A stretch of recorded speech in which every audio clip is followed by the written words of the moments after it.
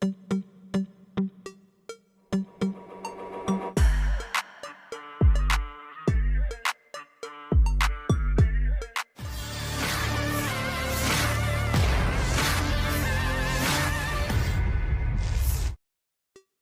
prajurit Brigade ke-9 Kubu Rusia melakukan aksi berani di benteng angkatan bersenjata Ukraina.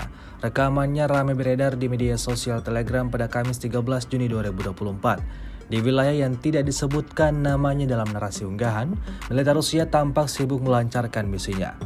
Dibekali amunisi tempur, dua tentara Rusia itu menghancurkan benteng angkatan bersenjata Ukraina secara brutal.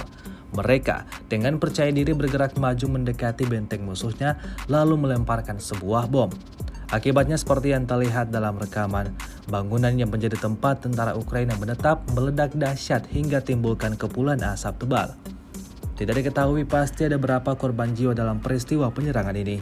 Hingga video ini beredar, beragam komentar dituliskan warganet.